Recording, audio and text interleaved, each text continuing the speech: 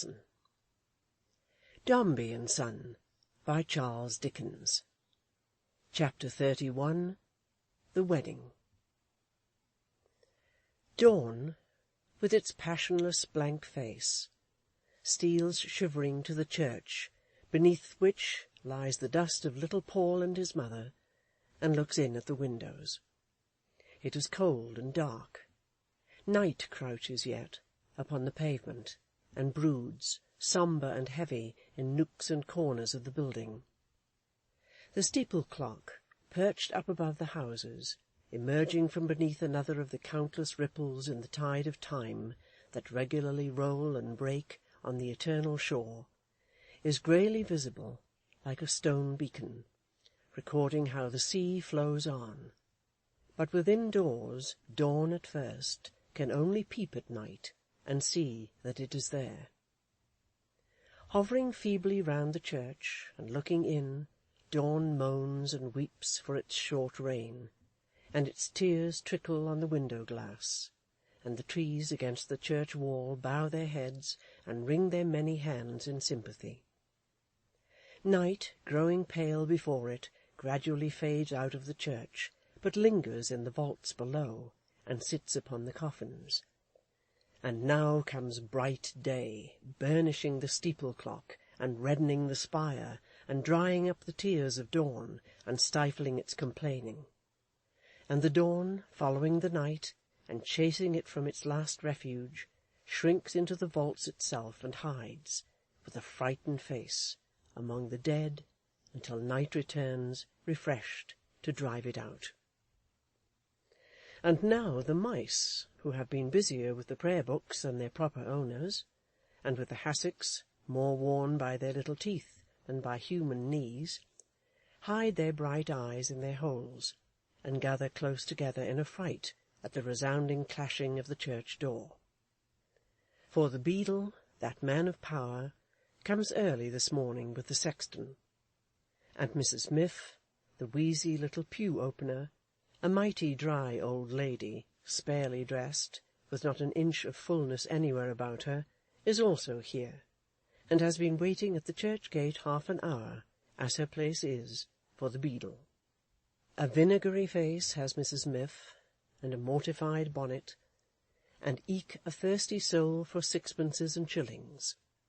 Beckoning to stray people to come into pews has given Mrs. Miff an air of mystery, and there is reservation in the eye of Mrs. Miff, as always knowing of a softer seat, but having her suspicions of the fee. There is no such fact as Mr. Miff, nor has there been these 20 years, and Mrs. Miff would rather not allude to him. He held some bad opinions, it would seem, about free seats, and though Mrs. Miff hopes he may be gone upwards, she couldn't positively undertake to say so. Busy is Mrs. Miff this morning at the church door, beating and dusting the altar-cloth, the carpet, and the cushions, and much has Mrs. Miff to say about the wedding they are going to have. Mrs. Miff is told that the new furniture and alterations in the house cost full £5,000 if they cost a penny, and Mrs. Miff has heard, upon the best authority, that the lady hasn't got a sixpence wherewithal to bless herself. Mrs. Miff remembers, likewise, as if it had happened yesterday, the first wife's funeral, and then the christening, and then the other funeral. And Mrs. Miff says, by the by, she'll soap and water that 'ere tablet presently against the company arrive. Mr. Sounds, the beadle, who is sitting in the sun upon the church steps all this time, and seldom does anything else, except in cold weather sitting by the fire, approves of Mrs. Miff's discourse, and asks if Mrs. Miff has heard it said that the lady is uncommon handsome. The information Mrs. Miff has received being of this nature, Mr. Sounds the beadle, who, though orthodox and corpulent, is still an admirer of female beauty, observes with unction, yes, he hears she is a spanker, an expression that seems somewhat forcible to Mrs. Miff, or would from any lips but those of Mr. Sounds the beadle. In Mr. Dombey's house, at this same time, there is great stir and bustle, more especially among the women, not one of whom has had a wink of sleep since 4 o'clock, and all of whom were fully dressed before 6. Mr. Towlinson is an object of greater consideration than usual to the housemaid, and the cook says at breakfast-time that one wedding makes many, which the housemaid can't believe and don't think true at all. Mr. Towlinson reserves his sentiments on this question, being rendered something gloomy by the engagement of a foreigner with whiskers. Mr. Towlinson is whiskerless himself, who has been hired to accompany the happy pair to Paris, and who is busy packing the new chariot. In respect of this personage, Mr. Towlinson admits, presently, that he never knew of any good that ever come of foreigners, and being charged by the ladies with prejudice, says, look at Bonaparte, who was at the head of 'em, and see what he was always up to, which the housemaid says is very true. The pastry-cook is hard at work in the funereal room in Brook Street, and the very tall young men are busy looking on. One of the very tall young men already smells of sherry, and his eyes have a tendency to become fixed in his head, and to stare at objects without seeing them. The very tall young man is conscious of this failing in himself, and informs his comrade that it's his exciseman. The very tall young man would say excitement, but his speech is hazy. The men who play the bells have got scent of the marriage, and the marrow-bones and cleavers too, and a brass band too. The first are practising in a back settlement near Battlebridge. The second put themselves in communication, through their chief, with Mr. Towlinson, to whom they offer terms to be bought off. And the third, in the person of an artful trombone, lurks and dodges round the corner, waiting for some traitor tradesman to reveal the place and hour of breakfast, for a bribe. Expectation and excitement extend further yet, and take a wider range. From Ball's Pond, Mr. Perch brings Mrs. Perch to spend the day with Mr. Dombey's servants, and accompany them surreptitiously to see the wedding. In Mr. Toots's lodgings, Mr. Toots attires himself as if he were at least the bridegroom, determined to behold the spectacle in splendour from a secret corner of the gallery, and thither to convey the chicken, for it is Mr. Toots's desperate intent to point out Florence to the chicken then and there, and openly to say, "Now, chicken, I will not deceive you any longer. The friend I have sometimes mentioned to you is myself. Miss Dombey is the object of my passion. What are your opinions, chicken, in this state of things, and what, on the spot, do you advise?" The so much to be astonished chicken, in the meanwhile, dips his beak into a tankard of strong beer in Mr. Toots's kitchen, and pecks up 2 pounds of beefsteaks. In Princess's Place, Miss Tox is up and doing, for she too, though in sore distress, is resolved to put a shilling in the hands of Mrs. Miff, and see the ceremony, which has a cruel fascination for her, from some lonely corner. The quarters of the wooden midshipmen are all alive, for Captain Cuttle, in his ankle-jacks, and with a huge shirt-collar, is seated at his breakfast, listening to Rob the Grinder as he reads the marriage service to him beforehand, under orders, to the end that the captain may perfectly understand the solemnity he is about to witness, for which purpose the captain gravely lays injunctions on his chaplain from time to time to put about, or to overhaul that 'ere article again, or to stick to his own duty and leave the amens to him, the captain, one of which he repeats whenever a pause is made by Rob the Grinder with sonorous satisfaction. Besides all this, and much more, 20 nursery-maids in Mr. Dombey's street alone have promised 20 families of little women, whose instinctive interest in nuptials dates from their cradles, that they shall go and see the marriage. Truly Mr. Sounds the Beadle has good reason to feel himself in office, as he suns his portly figure on the church steps, waiting for the marriage hour. Truly Mrs. Miff has cause to pounce on an unlucky dwarf child with a giant baby, who peeps in at the porch and drive her forth with indignation. Cousin Phoenix has come over from abroad expressly to attend the marriage. Cousin Phoenix was a man about town 40 years ago, but he is still so juvenile in figure and in manner, and so well got up, that strangers are amazed when they discover latent wrinkles in his lordship's face, and crow's feet in his eyes, and first observe him, not exactly certain when he walks across a room of going quite straight to where he wants to go. But Cousin Phoenix getting up at 7:30 or so is quite another thing from Cousin Phoenix got up, and very dim indeed he looks while being shaved at Long's Hotel in Bond Street.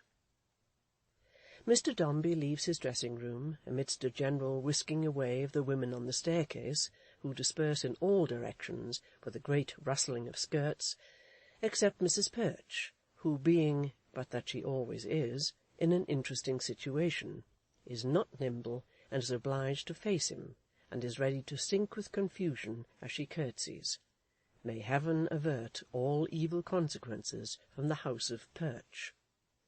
Mr. Dombey walks up to the drawing-room to bide his time. Gorgeous are Mr. Dombey's new blue coat, fawn-coloured pantaloons, and lilac waistcoat, and a whisper goes about the house that Mr. Dombey's hair is curled. A double knock announces the arrival of the Major, who is gorgeous too, and wears a whole geranium in his buttonhole, and has his hair curled tight and crisp, as well the native knows. "Dombey," says the Major, putting out both hands, "how are you?"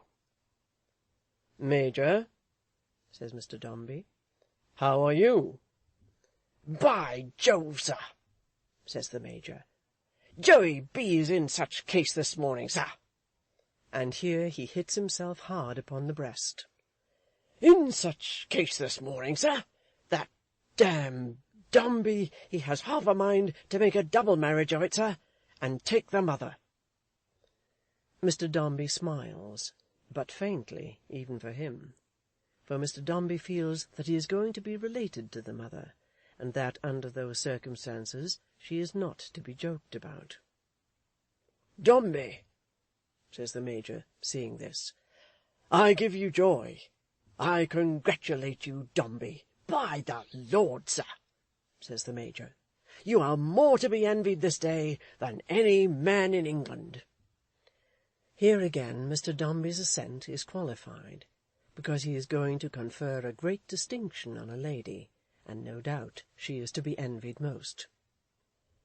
"As to Edith Granger, sir," pursues the Major, "there is not a woman in all Europe but might, and would, sir, you will allow Bagstock to add, and would give her ears and her earrings too, to be in Edith Granger's place." "You are good enough to say so, Major," says Mr. Dombey. "Dombey," returns the Major, "you know it. Let us have no false delicacy. You know it. Do you know it, or do you not, Dombey?" says the Major, almost in a passion. "Oh, really, Major—" "Damme, sir," reports the Major, "do you know that fact, or do you not? Dombey, is old Joe your friend? Are we on that footing of unreserved intimacy, Dombey, that may justify a man, a blunt-toed Joseph B., sir, in speaking out? Or am I to take open order, Dombey, and to keep my distance, and to stand on forms?" "My dear Major Bagstock," says Mr. Dombey, with a gratified air, "you are quite warm." "By gad, sir," says the Major, "I am warm.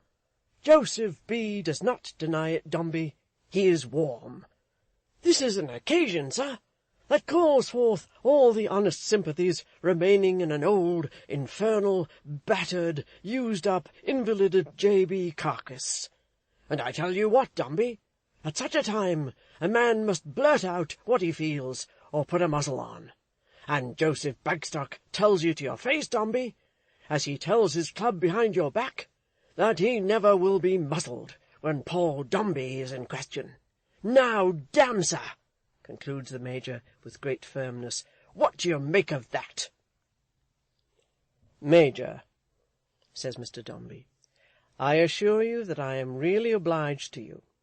I have no idea of checking your too partial friendship." "Not too partial, sir!" exclaims the choleric Major. "Dombey, I deny it." "Your friendship, I will say then," pursues Mr. Dombey, "on any account. Nor can I forget, Major, on such an occasion as the present, how much I am indebted to it." "Dombey," says the Major, with appropriate action, "that is the hand of Joseph Bagstock, of plain old Joey B., sir, if you like that better.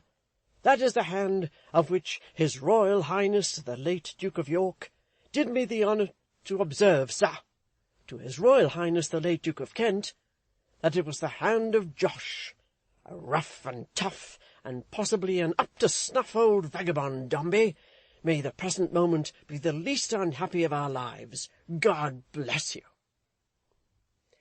Now enters Mr. Carker, gorgeous likewise, and smiling like a wedding guest indeed. He can scarcely let Mr. Dombey's hand go, he is so congratulatory, and he shakes the Major's hand so heartily at the same time that his voice shakes too, in accord with his arms, as it comes sliding from between his teeth. "The very day is auspicious," says Mr. Carker. "The brightest and most genial weather. I hope I am not a moment late." "Punctual to your time, sir," says the Major. "I am rejoiced, I am sure," says Mr. Carker.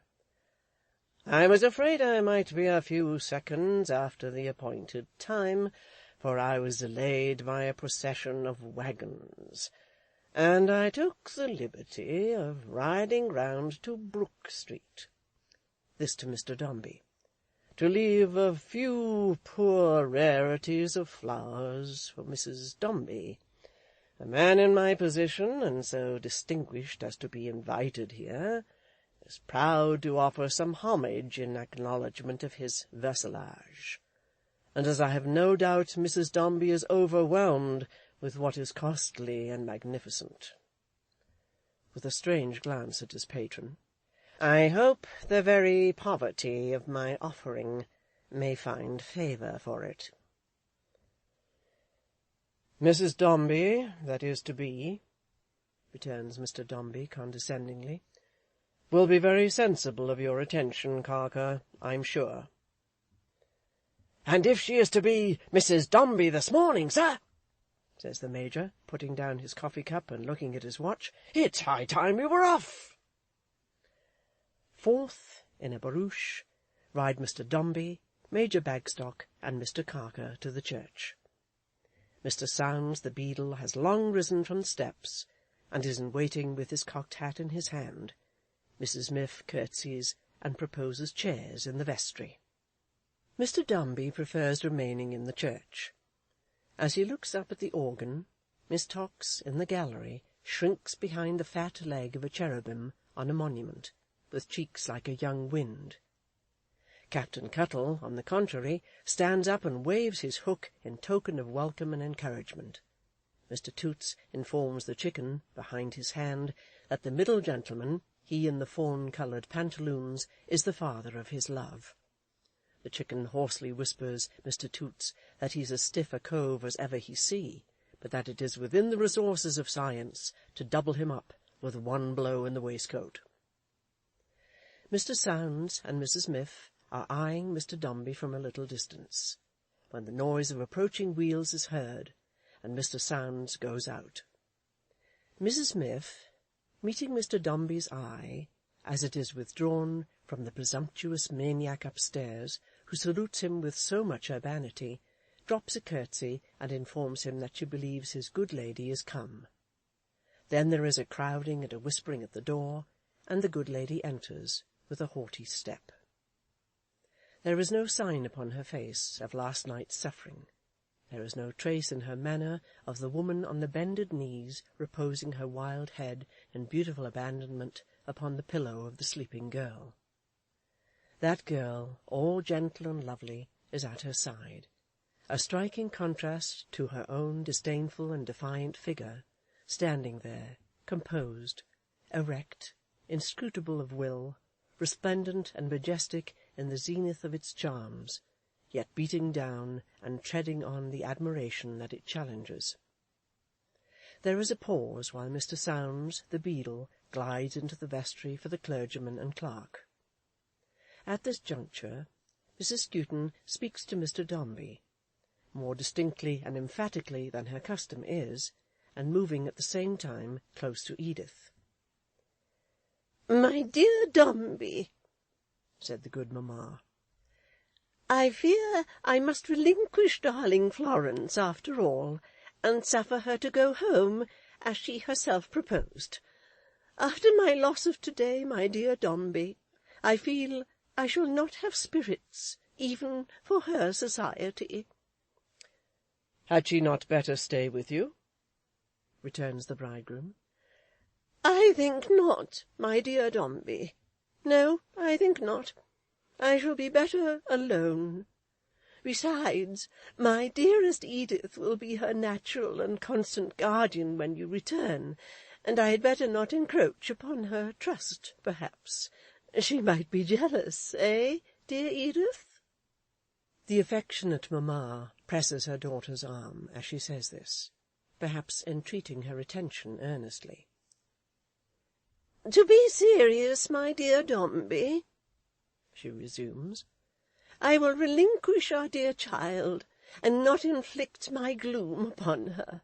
We have settled that just now. She fully understands, dear Dombey. Edith, my dear, she fully understands." Again the good mother presses her daughter's arm. Mr. Dombey offers no additional remonstrance, for the clergyman and clerk appear, and Mrs. Miff and Mr. Sounds the beadle group the party in their proper places at the altar rails. The sun is shining down upon the golden letters of the 10 Commandments. Why does the bride's eye read them one by one? Which one of all the 10 appears the plainest to her in the glare of light? False gods, murder, theft, the honour that she owes her mother? Which is it that appears to leave the wall and printing itself in glowing letters on her book?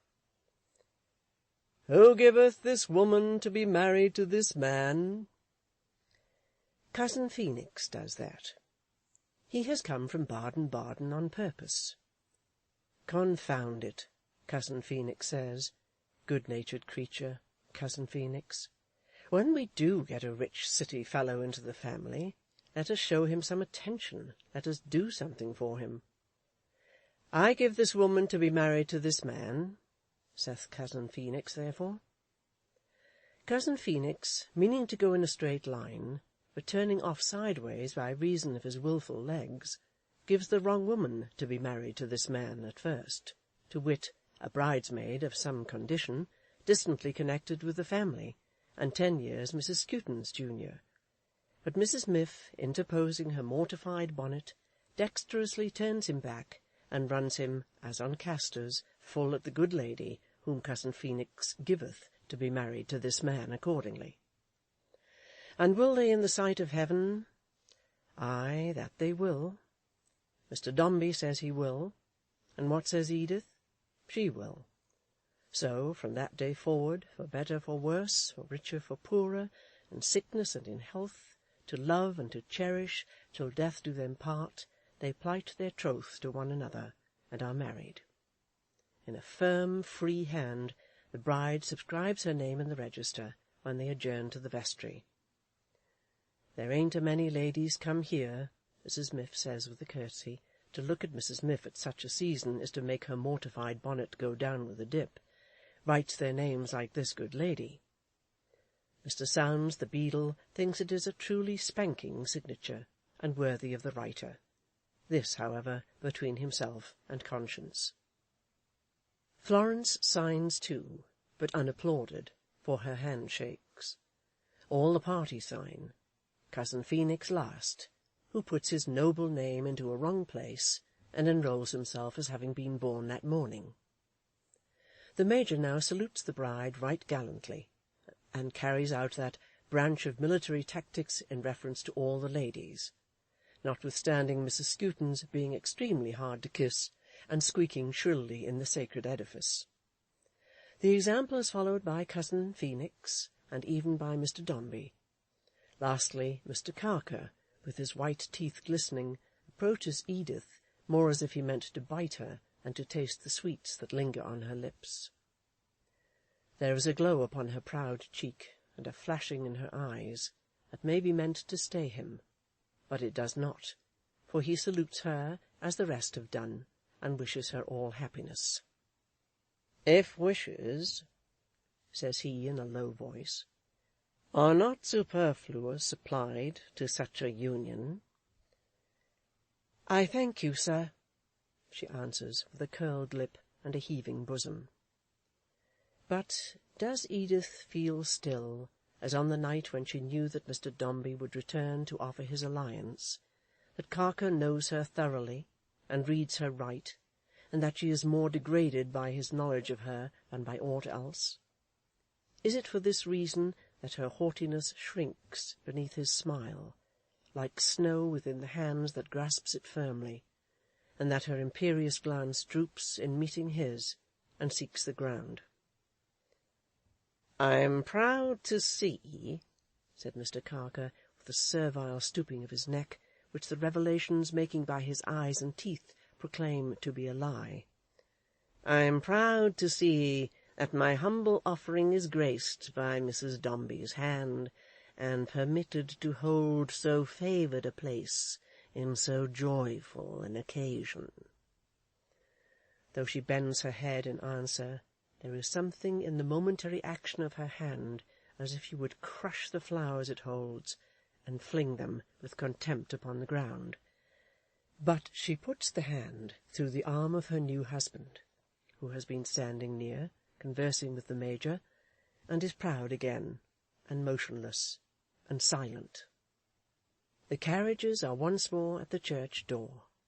Mr. Dombey, with his bride upon his arm, conducts her through the 20 families of little women who are on the steps, and every one of whom remembers the fashion and the colour of her every article of dress from that moment, and reproduces it on her doll, who is for ever being married. Cleopatra and cousin Phoenix enter the same carriage.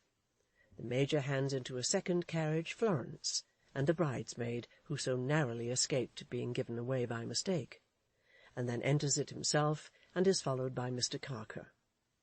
Horses prance and caper, coachman and footman shine in fluttering favours, flowers, and new-made liveries.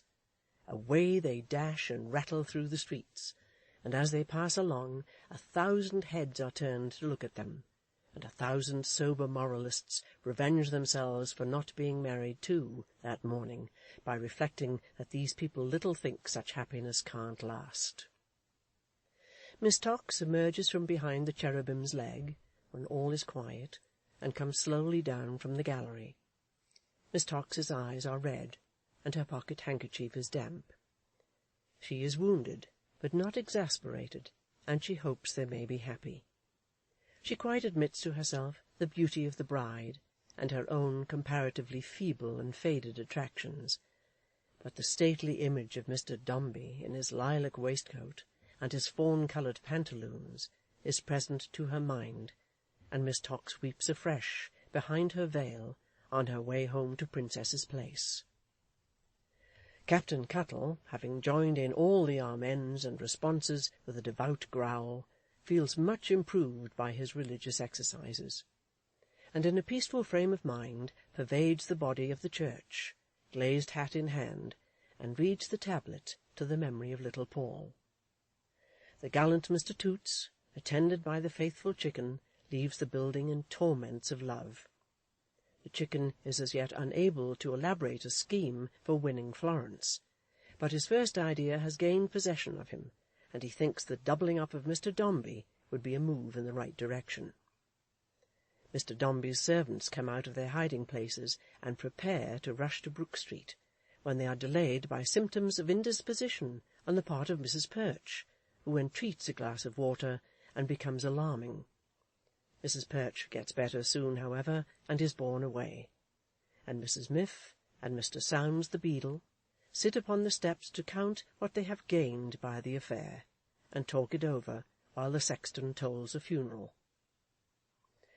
Now the carriages arrive at the bride's residence, and the players on the bells begin to jingle, and the band strikes up, and Mr. Punch, that model of connubial bliss, salutes his wife.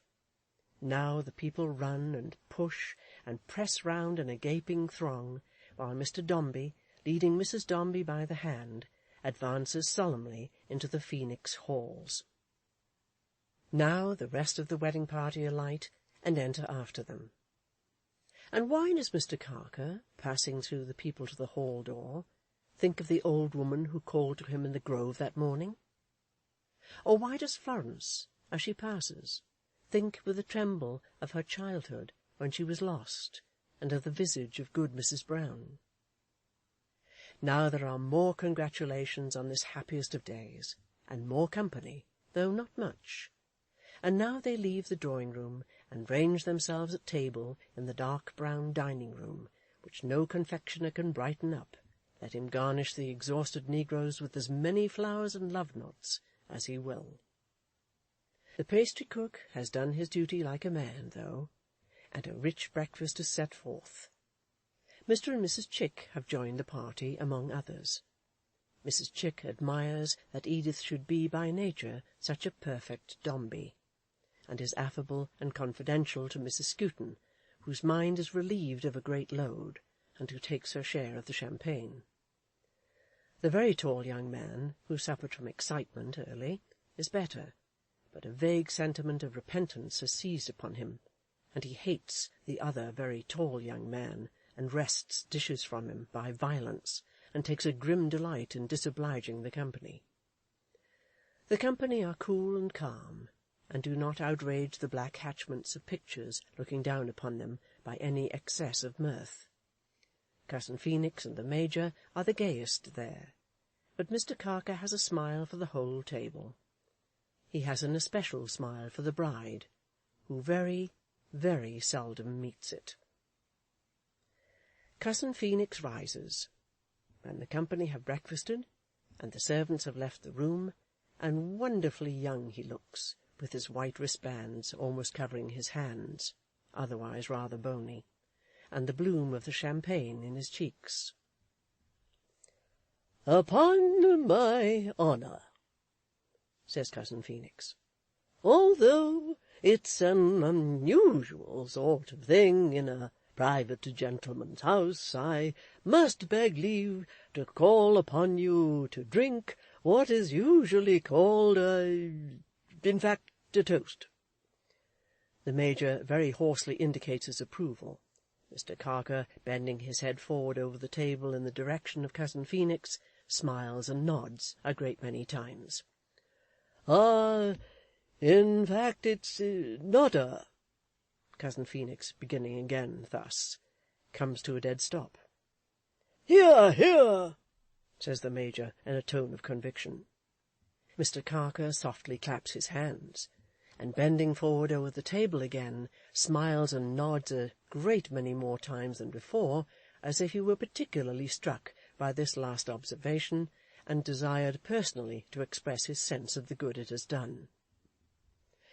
"It is," says Cousin Phoenix, "an occasion, in fact, when the general usages of life may be a little departed from, without impropriety, and although I never was an orator in my life, and when I was in the House of Commons, and had the honour of seconding the address, was laid up for a fortnight with the consciousness of failure." The Major and Mr. Carker are so much delighted by this fragment of personal history that Cousin Phoenix laughs, and addressing them individually, goes on to say, "And in point of fact, when I was devilish ill, still, you know, I feel that a duty devolves upon me, and when a duty devolves upon an Englishman, he is bound to get out of it, in my opinion, in the best way he can. Well, our family has had the gratification today of connecting itself in the person of my lovely and accomplished relative, whom I now see, in point of fact, present. Here there is general applause. Present, repeats Cousin Phoenix, feeling that it is a neat point which will bear repetition. With one who, that is to say, with a man at whom the finger of scorn can never, in fact, with my honourable friend Dombey, if he will allow me to call him so. Cousin Phoenix bows to Mr. Dombey. Mr. Dombey solemnly returns the bow. Everybody is more or less gratified and affected by this extraordinary and perhaps unprecedented appeal to the feelings. I have not, says Cousin Phoenix, enjoyed those opportunities which I could have desired of cultivating the acquaintance of my friend Dombey, and studying those qualities which do equal honour to his head, and, in point of fact, to his heart. For it has been my misfortune to be, as we used to say in my time in the House of Commons, when it was not the custom to allude to the Lords, and when the order of parliamentary proceedings was perhaps better observed than it is now, to be in point of fact, says Cousin Phoenix, cherishing his joke with great slyness, and finally bringing it out with a jerk, in another place. The Major falls into convulsions, and is recovered with difficulty. But I know sufficient of my friend Dombey, resumes Cousin Phoenix in a graver tone, as if he had suddenly become a sadder and wiser man, to know that he is, in point of fact, what may be emphatically called a merchant, a British merchant, and a man, and although I have been resident abroad for some years, it would give me great pleasure to receive my friend Dombey and everybody here at Baden-Baden, and to have an opportunity of making him known to the Grand Duke. Still, I know enough, I flatter myself, of my lovely and accomplished relative, to know that she possesses every requisite to make a man happy, and that her marriage with my friend Dombey is one of inclination and affection on both sides. Many smiles and nods from Mr. Carker. Therefore, says Cousin Phoenix, I congratulate the family of which I am a member on the acquisition of my friend Dombey. I congratulate my friend Dombey on his union with my lovely and accomplished relative, who possesses every requisite to make a man happy. And I take the liberty of calling on you all, in point of fact, to congratulate both my friend Dombey and my lovely and accomplished relative on the present occasion. The speech of Cousin Phoenix is received with great applause, and Mr. Dombey returns thanks on behalf of himself and Mrs. Dombey. J.B. shortly afterwards proposes Mrs. Skewton. The breakfast languishes when that is done. The violated hatchments are avenged, and Edith rises to assume her travelling dress. All the servants in the meantime have been breakfasting below. Champagne has grown too common among them to be mentioned, and roast fowls, raised pies, and lobster salad have become mere drugs. The very tall young man has recovered his spirits, and again alludes to the exciseman. His comrade's eye begins to emulate his own, and he too stares at objects without taking cognizance thereof. There is a general redness in the faces of the ladies, in the face of Mrs. Perch particularly, who is joyous and beaming, and lifted so far above the cares of life that if she were asked just now to direct a wayfarer to Ball's Pond, where her own cares lodge, she would have some difficulty in recalling the way. Mr. Towlinson has proposed the happy pair, to which the silver-headed butler has responded neatly and with emotion, for he half begins to think he is an old retainer of the family, and that he is bound to be affected by these changes. The whole party, and especially the ladies, are very frolicsome. Mr. Dombey's cook, who generally takes the lead in society, has said it is impossible to settle down after this, and why not go in a party to the play? Everybody, Mrs. Perch included, has agreed to this, even the native, who is tigerish in his drink, and who alarms the ladies, Mrs. Perch particularly, by the rolling of his eyes. One of the very tall young men has even proposed a ball after the play, and it presents itself to no one, Mrs. Perch included, in the light of an impossibility. Words have arisen between the housemaid and Mr. Towlinson, she, on the authority of an old saw, asserting marriages to be made in heaven, he affecting to trace the manufacture elsewhere, he supposing that she says so because she thinks of being married her own self, she saying, Lord forbid, at any rate, that she should ever marry him. To calm these flying taunts, the silver-headed butler rises to propose the health of Mr. Towlinson, whom to know is to esteem, and to esteem is to wish well settled in life with the object of his choice. Wherever, here the silver-headed butler eyes the housemaid, she may be. Mr. Towlinson returns thanks in a speech replete with feeling, of which the peroration turns on foreigners, regarding whom he says they may find favour, sometimes, with weak and inconstant intellects that can be led away by hair, but all he hopes is, he may never hear of no foreigner never boning nothing out of no travelling chariot. The eye of Mr. Towlinson is so severe and so expressive here that the housemaid is turning hysterical, when she and all the rest, roused by the intelligence that the bride is going away, hurry upstairs to witness her departure. The chariot is at the door. The bride is descending to the hall, where Mr. Dombey waits for her. Florence is ready on the staircase to depart too, and Miss Nipper, who has held a middle state between the parlour and the kitchen, is prepared to accompany her. As Edith appears, Florence hastens towards her to bid her farewell. Is Edith cold, that she should tremble? Is there anything unnatural or unwholesome in the touch of Florence, that the beautiful form recedes and contracts, as if it could not bear it? Is there so much hurry in this going away that Edith, with a wave of her hand, sweeps on and is gone? Mrs. Skewton, overpowered by her feelings as a mother, sinks on her sofa in the Cleopatra attitude, when the clatter of the chariot wheels is lost, and sheds several tears.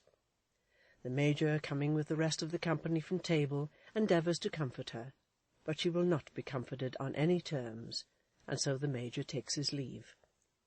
Cousin Phoenix takes his leave, and Mr. Carker takes his leave. The guests all go away. Cleopatra, left alone, feels a little giddy from her strong emotion, and falls asleep. Giddiness prevails below stairs too. The very tall young man whose excitement came on so soon appears to have his head glued to the table in the pantry, and cannot be detached from it. A violent revulsion has taken place in the spirits of Mrs. Perch, who is low on account of Mr. Perch, and tells cook that she fears he is not so much attached to his home as he used to be, when they were only 9 in family. Mr. Towlinson has a singing in his ears, and a large wheel going round and round inside his head. The housemaid wishes it wasn't wicked to wish that one was dead. There is a general delusion likewise, in these lower regions, on the subject of time, everybody conceiving that it ought to be, at the earliest, 10 o'clock at night, whereas it is not yet 3 in the afternoon. A shadowy idea of wickedness committed haunts every individual in the party, and each one secretly thinks the other a companion in guilt, whom it would be agreeable to avoid. No man or woman has the hardihood to hint at the projected visit to the play, Any one reviving the notion of the ball would be scouted as a malignant idiot. Mrs. Skewton sleeps upstairs 2 hours afterwards, and naps are not yet over in the kitchen. The hatchments in the dining-room look down on crumbs, dirty plates, spillings of wine, half-thawed ice, stale discoloured heel-taps, scraps of lobster, drumsticks of fowls, and pensive jellies gradually resolving themselves into a lukewarm, gummy soup. The marriage is, by this time, almost as denuded of its show and garnish as the breakfast. Mr. Dombey's servants moralize so much about it, and are so repentant over their early tea at home, that by 8 o'clock or so they settle down into confirmed seriousness, and Mr. Perch, arriving at that time from the city, fresh and jocular, with a white waistcoat and a comic song, ready to spend the evening and prepared for any amount of dissipation, is amazed to find himself coldly received, and Mrs. Perch but poorly, and to have the pleasing duty of escorting that lady home by the next omnibus. Night closes in. Florence, having rambled through the handsome house from room to room, seeks her own chamber, where the care of Edith has surrounded her with luxuries and comforts, and divesting herself of her handsome dress, puts on her old simple mourning for dear Paul, and sits down to read, with Diogenes winking and blinking on the ground beside her. But Florence cannot read tonight. The house seems strange and new, and there are loud echoes in it. There is a shadow on her heart. She knows not why or what, but it is heavy. Florence shuts her book, and gruff Diogenes, who takes that for a signal, puts his paws upon her lap and rubs his ears against her caressing hands. But Florence cannot see him plainly in a little time, for there is a mist between her eyes and him, and her dead brother and dead mother shine in it like angels. Walter, too, poor wandering, shipwrecked boy, oh, where is he?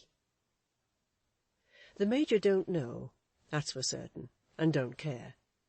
The Major, having choked and slumbered all the afternoon, has taken a late dinner at his club, and now sits over his pint of wine, driving a modest young man with a fresh-coloured face at the next table, who would give a handsome sum to be able to rise and go away, but cannot do it, to the verge of madness, by anecdotes of Bagstocksa, at Dombey's wedding, and old Joe's devilish gentlemanly friend, Lord Phoenix, while cousin Phoenix, who ought to be at Long's and in bed, finds himself instead at a gaming-table, where his wilful legs have taken him, perhaps in his own despite.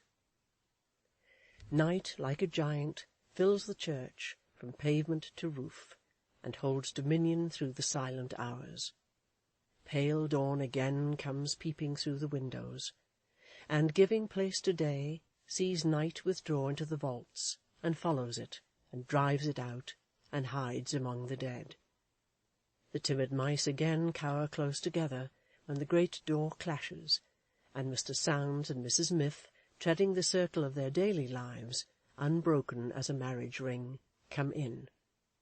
Again the cocked hat and the mortified bonnet stand in the background at the marriage hour, and again this man taketh this woman, and this woman taketh this man, on the solemn terms, to have and to hold, from this day forward, for better for worse, for richer for poorer, in sickness and in health, to love and to cherish, until death do them part.